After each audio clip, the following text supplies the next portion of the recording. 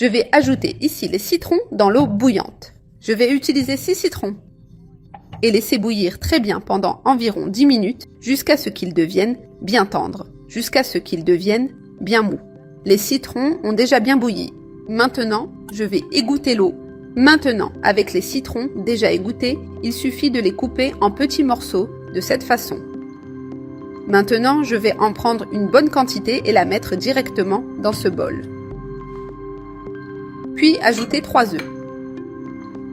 Je vais aussi mettre une tasse de sucre. Ensuite viennent les liquides, 50 ml de lait et 50 ml d'huile. Maintenant, avec le mixeur plongeant, je vais très bien mixer tous ces citrons jusqu'à ce que tout soit bien broyé.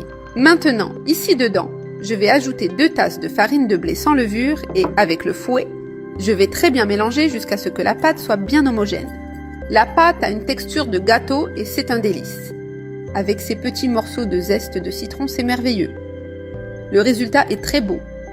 C'est la bonne texture de la pâte. Elle reste comme ça. Avec cette consistance bien homogène, le secret ici est simplement de très bien mélanger. Dans ce gâteau, il n'y a pas de levure à cause du citron, qui est très acide. Il aide la farine de blé à bien fermenter et il suffit de bien mélanger comme ça, jusqu'à ce que vous remarquiez que la pâte est devenue un peu plus lisse, elle reste un peu rugueuse. Elle reste un peu rugueuse au début, comme vous pouvez le voir, mais cela arrive à cause du zeste du citron. Il suffit de très bien mélanger pour que la pâte devienne bien lisse et rende le gâteau bien moelleux. J'ai déjà très bien mélangé la pâte et elle commence même déjà à fermenter à cause du citron. C'est le moment de la mettre dans le moule. Dans mon moule, j'ai mis du papier cuisson pour faciliter le démoulage, pour qu'il soit beaucoup plus facile à retirer une fois cuit, sans difficulté au moment de le retirer. Mais, si vous préférez, vous pouvez utiliser du beurre et saupoudrer de farine de blé. Je vais très bien étaler ici avec une spatule pour que la pâte entre bien dans tous les espaces du papier. Et ici au milieu, je vais ouvrir un espace très légèrement. Vous allez passer le bâtonnet, puis ajouter immédiatement un filet d'huile pour que cela ne reste pas sec ici au milieu. Cela aide à la finition du gâteau et à former cette ouverture sur le dessus. Maintenant, il suffit de mettre au four à 180 degrés pendant 35 minutes.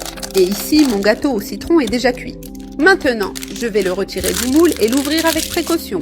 Avec lui déjà cuit, je vais retirer le papier, le retourner ici dans ma main, avec beaucoup de précaution, parce qu'il est bien moelleux. Regardez simplement comme il est. Et pour le rendre encore plus savoureux, je vais mettre un peu de lait concentré sucré dessus pour donner cette touche spéciale, cette douceur qui se marie très bien. Et c'est une merveille. Je vais aussi mettre du zeste du citron qui a été utilisé pour finaliser sur le dessus, que j'ai soigneusement séparé et c'est merveilleux.